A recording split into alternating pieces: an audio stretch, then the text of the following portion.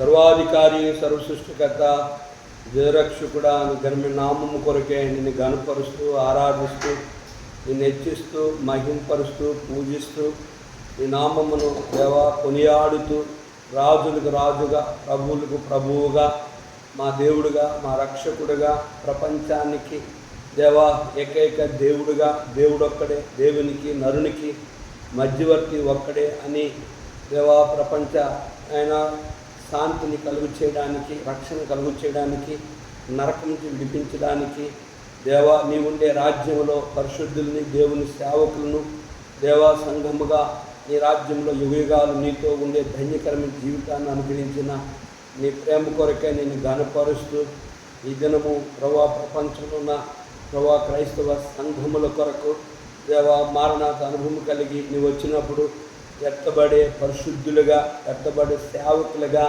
నీ దాసులైన వారిని, పరిశుద్ధులైన వారిని సిద్ధపరచమని యెహోవా ఈరే అని యూట్యూబ్ పరిచయలను ప్రతి ఒక్క ఆయన నీ ప్రజల కొరకు ప్రార్థిస్తున్నాను. ప్రపంచంలో ఉన్న సర్వ మానవాళి రక్షణ కొరకు ప్రార్థిస్తున్నాను.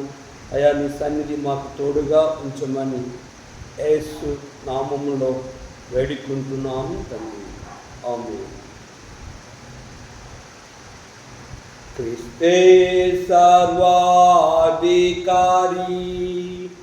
క్రీస్తే అల్ఫా ఒమేగా, ఆది అంతము క్రీస్తే, యుగయుగములు క్రీస్తే. క్రీస్తే సర్వాధికారి, మనలా రక్షించనించి సిలువలో ప్రాణమిచ్చి, మనలా రక్షించనించి సిలువలో ప్రాణమిచ్చి, తగ్గించుకొని నా వాడై తన ప్రేమానంతో చూపి, తగ్గించుకొని నా వాడై తన ప్రేమానంతో చూపే. క్రీస్తే సర్వాధికారి, క్రీస్తే అల్ఫా ఒమేగా, ఆది అంతము క్రీస్తే, యుగయుగములు క్రీస్తే. క్రీస్తే సర్వాధికారి, ఎవరెవ్వారి వస్త్రములు పరిశుద్ధ పరచబడెనో, ఎవరెవ్వారి వస్త్రములు పరిశుద్ధ పరచబడెనో, వారే ప్రభురాకయందు సంతోషించెదారు మిగులా, వారే ప్రభురాకయందు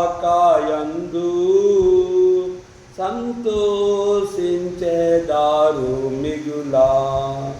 క్రీస్తే సర్వాధికారి,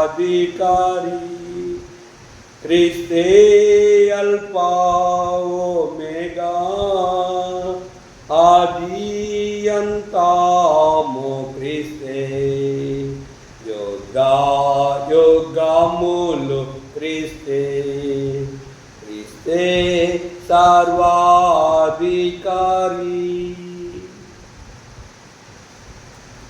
కొన్ని మాటలు చదువుకుందాం. ఎఫెసీ పత్రిక 5వ అధ్యాయము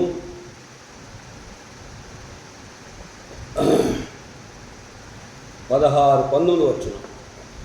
ఒకనికి ఒకడు ఒకరినొకడు కీర్తనలతోనూ సంగీతములతోనూ ఆత్మ సంబంధమైన పాటలతో హెచ్చరించుచు మీ హృదయములలో ప్రభువును గూర్చి పాడుచు కీర్తించుచు మన ప్రభు అయిన యేసుక్రీస్తు పేరట సమస్తమును గూర్చి తండ్రైన దేవునికి ఎల్లప్పుడూ కృతజ్ఞతాస్తులు చెల్లించుచు క్రీస్తునందలి భయముతో ఒకరినొకడు లోబడి యుందుడి. బలె బాలే మాట, బంగారు మాట, బైబిల్లో మాట, యేసు మాట. బలె బాలే మాట, బంగారు మాట, బైబిల్లో మాట, యేసు మాట. నా జీవితాన నీ జీవితాన మరువాని మాట, యేసు మాట. నా జీవితాన నీ జీవితాన మరువాని మాట, యేసు మాట. ప్రభునందు ప్రియమైన దేవుని సేవకులకు, పరిశుద్ధులకు, అన్యజనులైన మా ప్రియులకు యెహోవా యీరే అనే యూట్యూబ్ పరిచర్యలో దేవుని వాక్యం వింటూ మా కొరకు ప్రార్థిస్తున్నా గనుక మీ అందరికీ ప్రభు నామములో శుభములు లేదా వందనాలు చెల్లిస్తున్నాను. అపోస్తుడైన పౌలు ఎఫెసీ సంఘానికి ఈ ఉత్తరాన్ని రాస్తూ 5వ అధ్యాయంలో ఇప్పటికే చాలా వర్తమానాలు వింటూ వచ్చాం. కనుక ఈ యొక్క 19వ వచనం నుంచి మనం గమనిస్తే, ఒకరికొకడు కీర్తనలతోనూ సంగీతములతోనూ ఆత్మసమున పద్యములతోనూ హెచ్చరించాలి. పౌలు సంఘములో ఉన్నవారు పాపము చేసినప్పుడు, తప్పులు చేసినప్పుడు, అవిధేయులుగా ఉన్నప్పుడు, వ్యతిరేకతలుగా ఉన్నప్పుడు, దేవుని మాట వినలేనప్పుడు, సేవకుని మాట వినలేనప్పుడు, సంఘ క్రమానికి లోబడలేనప్పుడు, కనుక ఒకరికి నొకడు కీర్తనలతోనూ సంగీతములతోనూ ఆత్మ సంబంధమైన పాటలతోనూ హెచ్చరిక చేయాలి. హెచ్చరిక అంటే అర్థమేంటి అంటే, ఆ వ్యక్తి యొక్క ఆత్మీయ క్షేమాభివృద్ధి నిమిత్తము, ఆ వ్యక్తి నరకానికి వెళ్ళకుండా నిమిత్తము, ఆ వ్యక్తి చేసిన అవిధేయత, తప్పిదములు, లోపములు అతనిలో ఉన్నాయని ఒకరికొకడు పాటలు పాడి పాటల ద్వారా తను సరిచేయాలి. రెండోది, సంగీతము వాయించి ఆ సంగీతములో ఉన్న ఆత్మీయ అర్థమును వివరించి ఆ సంగీతం ద్వారా కూడా గనక ఆ సంగీతంలో ఉన్న ఆ పాటను కూడా వినిపించి అతనిని సరిచేయాలి.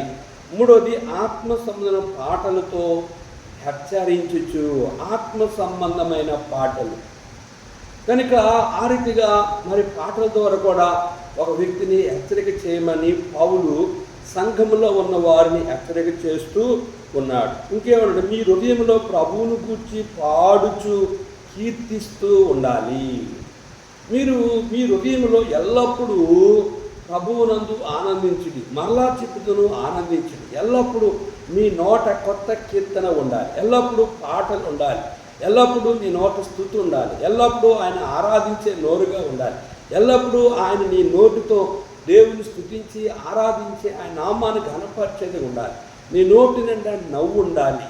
కనుక ఎప్పుడు ఉంటుందంటే, క్రీస్తునందలి ఆనందం, యెహోవా యందలి ఆనందించడం వలన మీరు బలమొందుదురు. కనుక మీటర్ ఆన్ చేసి స్విచ్ వేసినట్లయితే ఫ్యాన్ తిరుగుతారు, లైట్ తిరుగుతారు. అలాగే మీటర్ అనే యేసుప్రభువు వారు నీ హృదయంలో ఉంటే ఆయనతో నీకు తల్లికి బిడ్డకి పేరుగల సంబంధం ఉంటుంది కడుపులో ఉన్నప్పుడు. ఆ రీతిగా ప్రభుని యేసుక్రీస్తు వారి ఎదుట నువ్వు మారు మనసు పొంది రక్షించబడి బాప్తిసం తీసుకొని బలం తీసుకొని ఆరాధించి ఆయన స్తుతించి ఆయన ఘనపరిచి నువ్వు అవిధేయుడిగా ఉన్నప్పుడు, వ్యతిరేకముగా ఉన్నప్పుడు, విశ్వాసిని కావచ్చు, సేవకులు కావచ్చు, సంఘానికి వచ్చే అవిశ్వాసులు సైతము, నామకార్థ క్రైస్తవులు సైతము కనుక రక్షించబడని చెప్పుకున్న విడిచొచ్చిన పాపంలో వాళ్ళు పడిపోయినప్పుడు ఒకరికొకడు కీర్తనలతోనూ సంగీతములతోనూ ఆత్మసమైన పాటలతోనూ హెచ్చరించుచు మీ హృదయములలో ప్రభువును గూర్చి పాడుచు కీర్తించుచు వాళ్ళని హెచ్చరిక చేయమని పౌలు సంఘములో ఉన్న వారికి తెలియజేస్తూ వచ్చాడు. చూడండి, ఇంకో మాట మనం గమనిస్తే ఇక్కడ ఒక మాటను గమనిద్దాం.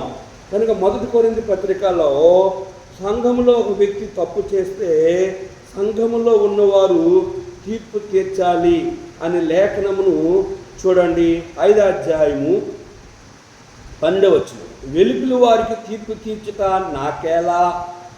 వెలుపలి వారికి దేవుడు తీర్పు తీర్చిన కానీ మీరు లోపటి వారికి తీర్పు తీర్చువారు గనుక ఆ దుర్మార్గుని మీలో నుండి వెలివేయడి.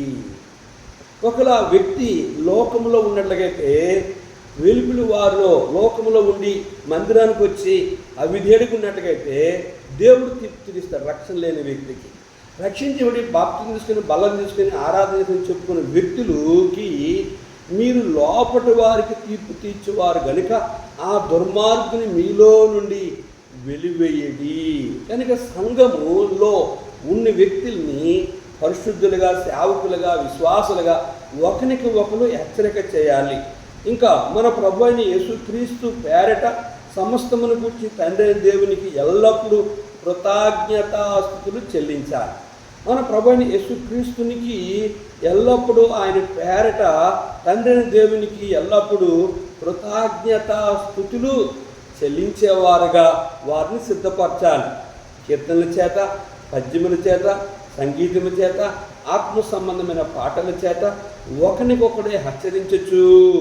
కనుక ఆ దినము సమీపించిన కొలది చూడండి, ఎందుకు మనము హెచ్చరిక చేయాలి? హెబ్రీ పత్రిక 10వ అధ్యాయం చూసినప్పుడు సంఘముగా వచ్చి సంఘములో కూడుకున్న వ్యక్తిని హెచ్చరిక చేయాలంటే చూడండి 24 వచనం, కొందరు మానుకునుచున్నట్టుగా సమాజముగా కూడుట మానక ఒకరికొకరు హెచ్చరించుచు ఆ దినము సమీపించిన మీరు చూచిన కొలది మరి ఎక్కువగా అలాగు చేయొచ్చు, ప్రేమ చూపుటకును సత్కారము చేయుటకును ఒకరికి ఒకడు పురుకొల్పు వలని ఆలోచించము. గమనించారా? కొందరు మానుకున్నట్టుగా సమాజ మందిరానికి అంటే మందిరానికి ఆదివారం, లక్షవారం, శుక్రవారం గృహ కూడక, స్త్రీల కూడక, ఈ సంఘ ప్రార్థన, ఆల్రెడ్ ప్రేయర్కి రాకపోతే వారిని కూడా హెచ్చరిక చేయాలి. ఒకనోడు హెచ్చరిక చేయొచ్చు, ఆ దినము సమీపించిన కొలది మరి ఎక్కువగా అలాగు చేయొచ్చు, ప్రేమ చూపుటకును సత్కారం చేయుటకును పురుకొల్పవాలని ఆలోచించము. అంటే వారిని సంపాదించుకోవాలి. వారు తప్పులు చేసినప్పుడు అవిధేయులుగా ఉండి వారు చెడిపోకుండా, లోకములో పడిపోకుండా, పాపములో పడిపోకుండా ఆ వ్యక్తిని హెచ్చరిక చేయాలి. చూడండి, గత కాలంలో కూడా మనం చూసాము. తెస్సలోని పత్రికలో ఒక వ్యక్తి ఆహారం తింటూ కనుక ఆ వ్యక్తి పని చేయకపోతే ఆ వ్యక్తిని కూడా మనము ఏ రీతిగా పురుకొల్పాలో, ఏ రీతిగా ఆ వ్యక్తికి దూరంగా ఉండాలో ఇక్కడ మనం ఒక మాట చదువుదాం. చూడండి 11వ వచనం, 3:11, మీలో కొందరు ఏ పనియో చేయక పర్లు జోలికి పోవచ్చు అక్రమగా నడుచుకునిచున్నారని వినిచున్నాం. అట్టి వారు నెమ్మదిగా పనిచేయచ్చు, సొంతముగా సంపాదించుకొనిన ఆహారమును భుజింపు వలనని మన ప్రభువైన యేసుక్రీస్తు పేరట వారిని ఆజ్ఞాపూర్వకముగా హెచ్చరించుచున్నాం. సహోదరులారా, మీరైతే మేలు చేయట్లో విసకవద్దు. ఈ పత్రిక మూలముగా మేము చెప్పిన మాటకు ఎవడైనా లోబడిన ఎడల అతన్ని కనిపెట్టి అతడు సిగ్గుపడు నిమిత్తము అతనితో సాంగత్యము చేయుకుడి. ఆయనను అతన్ని శత్రువుగా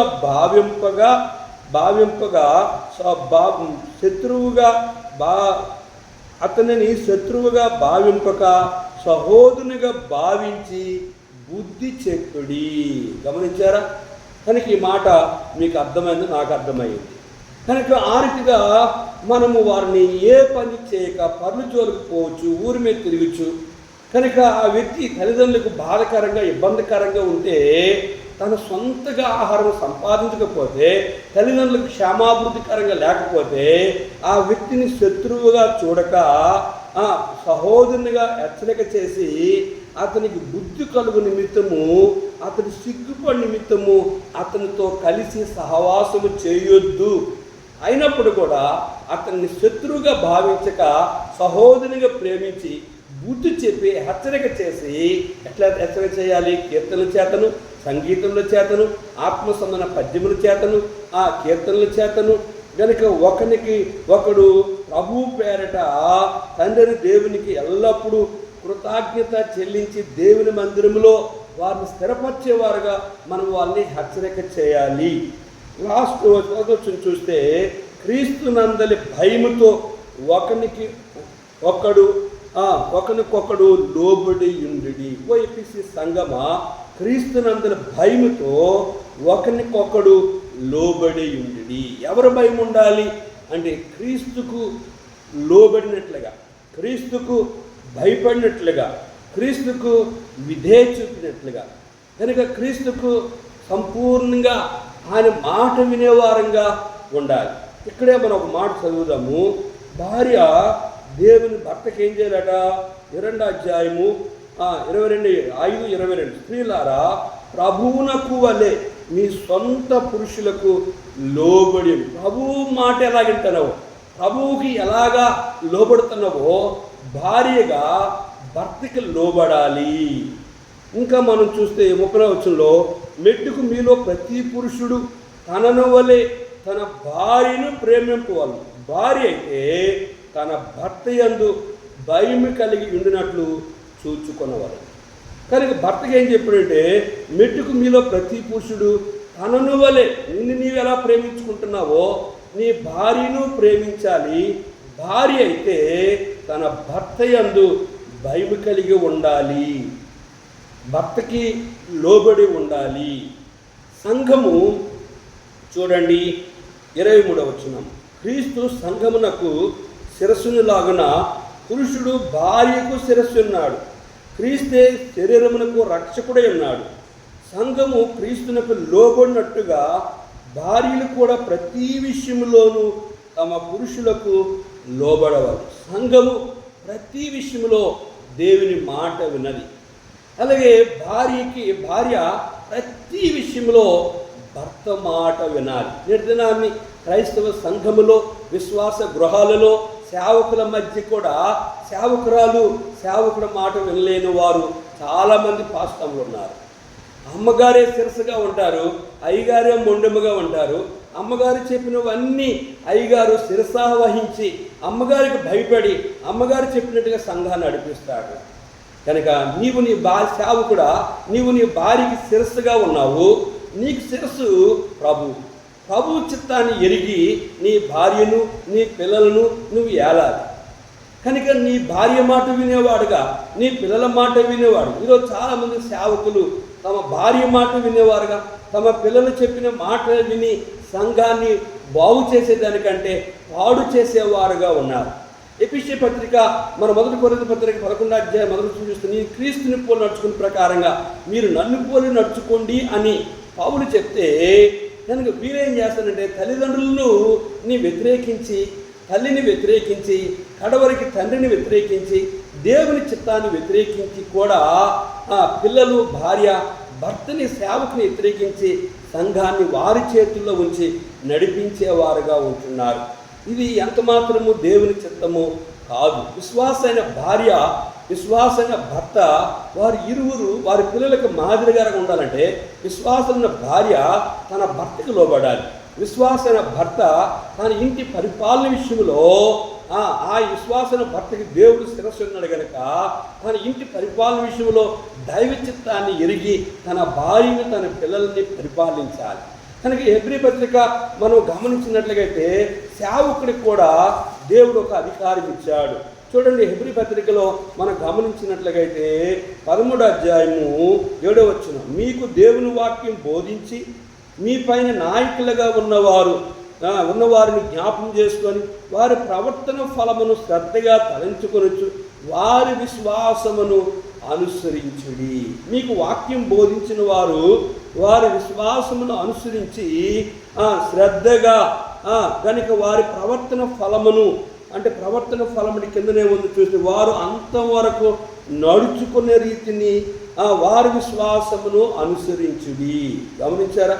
కడవరికి సంఘముకి సేవకుడు ఎలా ఉండాలని చూస్తే 17వ వచనంలో, మీ పైన నాయకులుగా ఉన్నవారు లెక్క ఒప్పజెప్పవలసిన వారు వలె మీ ఆత్మను కాయుచున్నారు. వారు దుఃఖముతో ఆ పని చేసిన ఎడల మీకు నిష్ప్రయోజనము గనుక దుఃఖముతో కాక ఆనందముతో చేయనట్లు వారి మాట విని వారికి లోబడి ఉండుడి. సంఘానికి సేవకుడు నాయకుడే అన్నాడు. సేవకుడు దుఃఖంతో సేవ చేయకూడదు, ఆనందంతో సేవ చేయాలంటే సంఘము సేవకుని మాట వినాలి, అతనికి లోబడాలి. అతడు ఆనందంతో సేవ అతడు దుఃఖంతో సేవ చేస్తే మీకు నిష్ప్రయోజనం. సంఘము క్రీస్తుకు లోబడ్డది. భార్య సేవకురాలు సేవకులు లోబడాలి. సేవకుని పిల్లలు సేవకుడి మాట వినాలి. విశ్వాసైన భార్య తన భర్తకి లోబడాలి. విశ్వాసులైన పిల్లలు తన తండ్రికి తల్లి మాట వినాలి. ఇది దైవం యొక్క చిత్తము. ఒకరికి ఒకడు లోబడేవారుగా ఉండాలి. మన పితృడైన చూడండి, మన పితృడైన అబ్రహాము, మన పితృడు ఎవరు మనం గమనిస్తే ఆయన తర్వాత అబ్రహాము జీవితాన్ని మనం గమనించినట్లయితే ఆదికాండంలో అబ్రహాము తన తర్వాత ఆయన ఏ రీతిగా తన సహోదరుని విడిచి దూరం అవడానికి ఇష్టపడ్డాడో మనము లేఖనము మనం గమనిద్దాం. అపోస్తుల కార్యంలో చూడండి, ఆదికాండంలో ఒక మాటను చదువుకుందాం. 13వ అధ్యాయంలో అబ్రహాము తనకి సమస్య వచ్చినప్పుడు అబ్రహాము ఏమి చేశాడో మనం చదువుదాం. 7వ వచనం. అప్పుడు అబ్రాము పశువుల కాపరులకును లోతు పశువుల కాపరులకును కలహం పుట్టెను. ఆ కాలమందు కనానీయులు పెరిజ్జీలు ఆ దేశంలో కాపురమండిరి. కాబట్టి అబ్రహాము, మనము బంధువులము గనుక నాకును నీకును నా పశువుల కాపరులకు నీ పశువుల కాపరులకు కలహం ఉండకూడదు.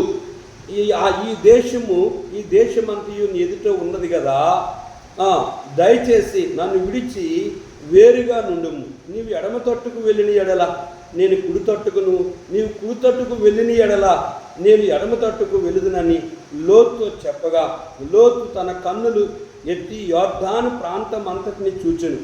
ఆ యెహోవా సొదొమ గొమొర్రా అన్న పట్టణములను నాశనం చేయక మునుపు సోయరుకు వచ్చే వరకు అదంతయు యెహోవా తోట వలను ఐగుప్తు దేశము వలను నీళ్లు పారు దేశమై ఉండును. కాబట్టి లోతు తనకు యొర్దాను ప్రాంతం అంతటిని ఏర్పరచుకొని తూర్పుగా ప్రయాణం చేసింది. అట్లు వారు ఒకరికొకరు వేరైపోయిరి. అబ్రహాము కనాన్లో నివసించును. లోతు ఆ మైదానమందున్న పట్టణ ప్రదేశంలో కాపురం ఉండి సొదొము దగ్గర తన గుడారం వేసింది. సొదొము మనుషులు యెహోవా దుష్టులు. సొదొము మనుషులు దుష్టులు, యెహోవా దృష్టికి బహు పాపులనై ఉండిరి. గమనించారా? ఇంకొక మాటను మనం ఇక్కడ చదువుదాం. 16. మరియు నీ సంతానములకు భూమి మీద నుండి రేణువుల వల్లే విస్తరింపచేస్తుంది. ఎట్లనగా ఒకడు భూమి మీద నుండి రేణువులను లెక్కింపగలిగిన ఎడల నీ సంతానం కూడా లెక్కింపవచ్చును. నీవు లేచి ఈ దేశం యొక్క పొడుగును వెడల్పును దానిలో సంచరించు, అది నీకు ఇచ్చితేనని అబ్రహాముతో చెప్పింది. అప్పుడు అబ్రాము తన గుడారము తీసి హెబ్రోన్లోని మమ్రే దగ్గరున్న సింధూరు వృక్షంలో దిగి అక్కడ యెహోవాకు బలిపీఠము కట్టెను.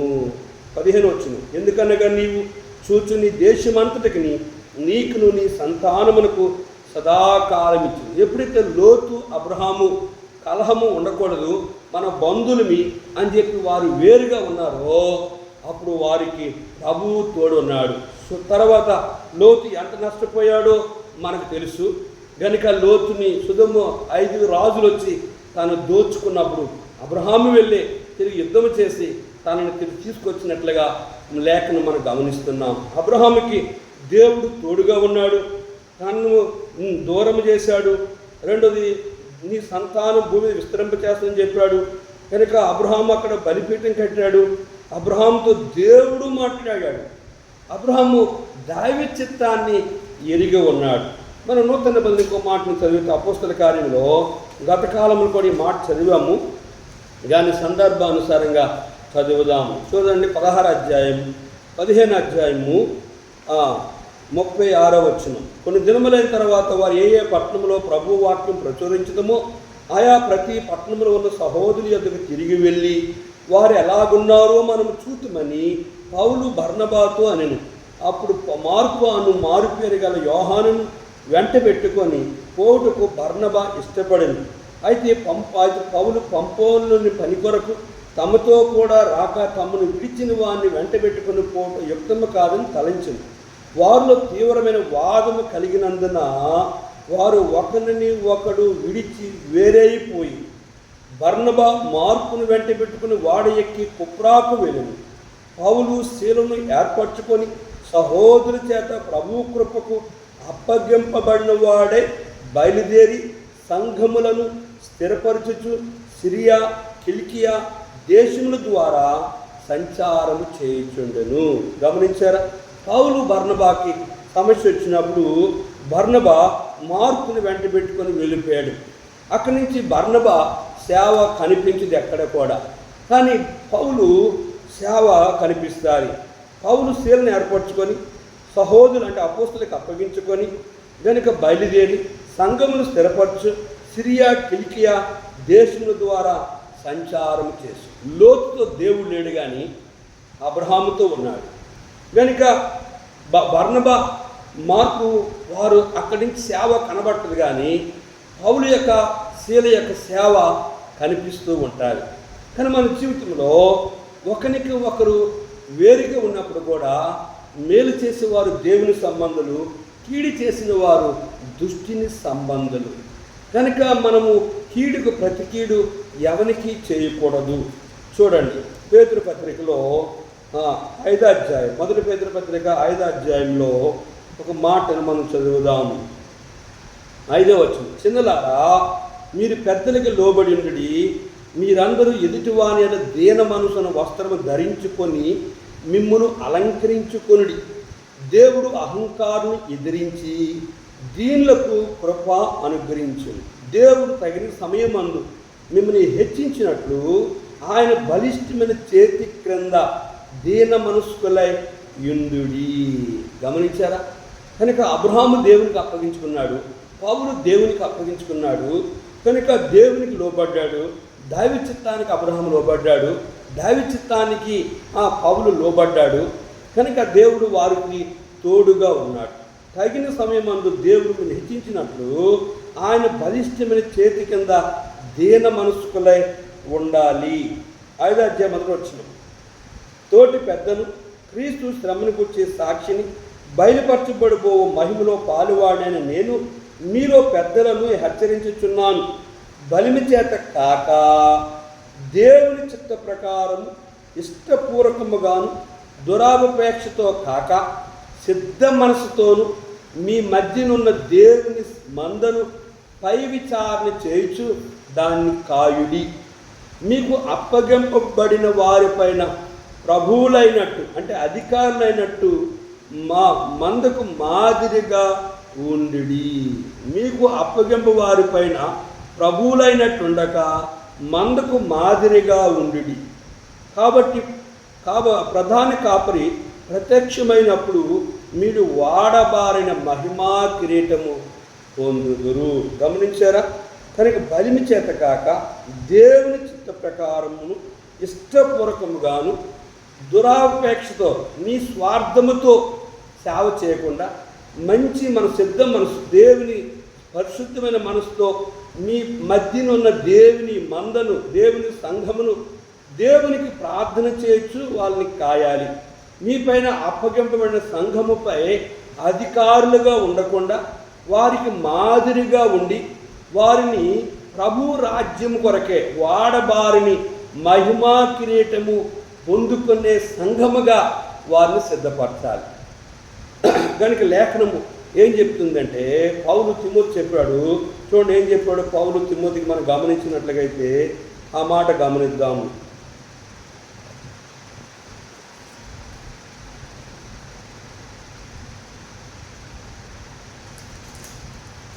2వ తిమోతి పత్రిక 3వ అధ్యాయము 16 వచనం, దైవజనుడు సన్నిధుడై ప్రతి సత్కారమునకు పూర్ణముగా సిద్ధపడి ఉండినట్లు దైవావేశం వలన కలిగిన ప్రతి లేఖనము ఉపదేశించుటకును, ఖండించుటకును, తప్పుదిద్దుటకును, నీతి యందు శిక్ష చేయుటకును ప్రయోజనకరమై ఉన్నది. చూడండి 2వ వచనం, వాక్యం ప్రకటించము, సమయమందును అసమయమందును ప్రయాసపడము, సంపూర్ణమైన దీర్ఘశాంతముతో ఉపదేశించుచు, ఖండించుము, గద్దించుము, బుద్ధి చెప్పు. ఎందుకనగా జనులు హితబోధన అంటే ఆరోగ్యకరమైన బోధను సహింపక దురద చెవులు గలవారే తమ స్వకీయ దురాశలకు అనుకూలమైన బోధకులను తమ కొరకు పోగు చేసుకొని సత్యమునకు చెవినీయక కల్పనా కథల వైపు తిరుగు కాలము వచ్చెను. అయితే అన్ని విషయములో మితముగా ఉండము, శ్రమపడము, సువార్తకన పనిచేయము, నీ పరిచర్య సంపూర్ణంగా జరిగించుము. నేనిప్పుడే ప్రాణార్పణముగా పోయబడుచున్నాను. నేను వెళ్ళపో కాలము సమీపమైనది. మంచి పోరాటం పోరాడుతుని, నా పరుగు కడముట్టించుతుని, విశ్వాసము కాపాడుకుంటుని. ఇక మీదట నా కొరకు నీతి కిరీటము ఉంచబడినది. ఆ దినమందు నీతిగల న్యాయాధిపతి అయిన ప్రభువు అది నాకు మాత్రమే కాకుండా తన ప్రత్యక్షతను అపేక్షించు వారికి అందరికీ అనుగ్రహించును. పౌలు తిమోతిని కూడా ఈ మాటల చేత హెచ్చరిక చేస్తూ వచ్చాడు. వచ్చి లాస్ట్ ఏం చెప్పాడు? మనకు మొదటి వచ్చిన నీ యొక్క ఎవరిని బట్టి ఎవడిని తునీకరింపనీయకము కానీ మాటలోను, ప్రవర్తనలోను, ప్రేమలోను, విశ్వాసములోను, పవిత్రతలోను విశ్వాసులకు మాదిరిగా ఉండు ఓ తిమోతి అని తిమోతిని యవనస్తుని పౌలు హెచ్చరిక చేస్తూ తన అనుభవాలు చెప్పాడు. క్రీస్తునందరి భయముతో ఒకరికొకడు లోబడి ఉండిడి.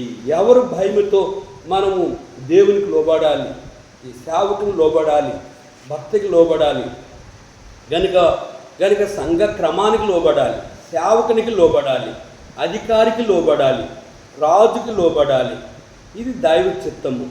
ఆర్థిక ఒకరికొకడు లోబడి సంఘముగా మనం ఆయన విధేయ చూపిన వారంగా సంఘము ప్రతి విషయంలో క్రీస్తుకి లోబడినట్లుగా మనం ఎప్పుడైతే ఆర్థిక జీవిస్తామో దేవుని ఆత్మ మనతో ఉంటాడు. కనుక లోతుని దేవుడు దూరమయ్యాడు అబ్రహాముకి. కనుక బర్నబా, మార్కు దూరమయ్యారు. కనుక వారి జీవితాలు ఎంతో నష్టపడిన మనం గమనిస్తున్నాం. మనం అబ్రహాము జీవితంలో మనం దీవించబడుతూ వచ్చాడు, దేవుడు తోడుంటూ వచ్చాడు. పౌలు శీలతో ప్రభువు తోడుగా ఉండి వారి పరిచర్యను ఆశీర్వదించేవాడు ఉన్నాడు. పౌలు కడవరికి తిమోతిని కూడా హెచ్చరిక చేసి, నేను దేవునికి లోబడ్డాను, దేవుని చిత్తాన్ని నెరవేర్చాను, నా కొరకు నీతి కిరీటం ఉన్నది, నా పరుగు తుదముట్టించాను, నేను మంచి పోరాటం పోరాడాను. ఓ తిమోతి, నీ మాటలోను, నీ ప్రవర్తనలోను, ప్రేమలోను, ఆ పవిత్రతలోను విశ్వాసులకు మాదిరిగా ఉండమని పౌలు తన వ్యక్తిగత అనుభవ రూపంలో తిమోతిని కూడా హెచ్చరిక చేశాడు. సంఘములో ఉన్న వారిగా, భర్తగా, అధికారిగా, సేవకుడిగా మనం ఉపదేశించాలి, బోధించాలి, ఖండించాలి, గద్దించాలి, బుద్ధి చెప్పాలి. లోబడకపోతే, వారు దేవుని మాట వినకపోతే నష్టపోయిన వారుగా వారు ఉంటారు. అయితే మందకి మాదిరిగా మనము ఉండినప్పుడే పరిశుద్ధాత్మ దేవుడు మనతో ఉంటాడు. ఆరుదిగా ఇంకెవరైనా మరి నీవు దేవునికి లోబడకపోతే, అధికారికి లోబడకపోతే, సేవకులు లోబడకపోతే, భక్తకు లోబడకపోతే, సంఘ క్రమానికి లోబడకపోతే దాని ద్వారా నీవెంతో నష్టపోయిన వాడుగా ఉంటావు.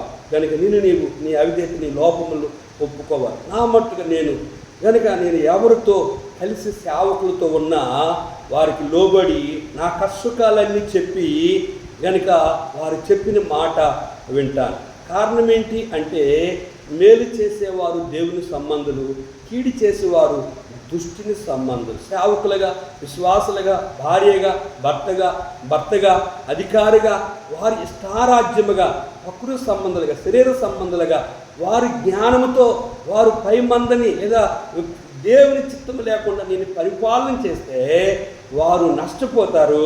నువ్వు దేవుని మాట వినడానికి లోబడితే నువ్వు ఆశ్రయించబడేవాడుగా ఉంటావు. ఆ రీతిగా మన జీవితంలో ఆశ్రయ కారకులుగానే మనము జీవిద్దాం. ప్రార్థన చేసుకున్నాం. జీవగల తండ్రి, కొన్ని మాటలు మా ప్రియులు అన్నారు, ఇవి వారి జ్ఞానానికి అందదు.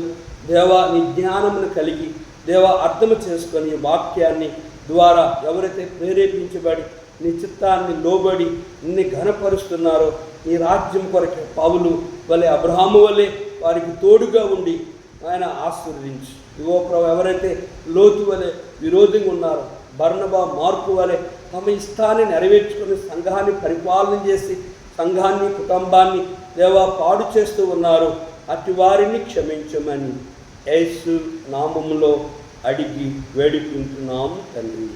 ఆమేన్. మన పరమ తండ్రి దేవుని ప్రేమయు, కుమారుడైన యేసు క్రీస్తు వారి కృపయు, పరిశుద్ధాత్మ అన్య సహవాసము తాను ప్రేమించే వారికి కూడిన మనెల్లరికను తోడుండి ఆశీర్వదించునుగాక. ఆమేన్. ఆయాన ప్రత్యక్షత ప్రేమి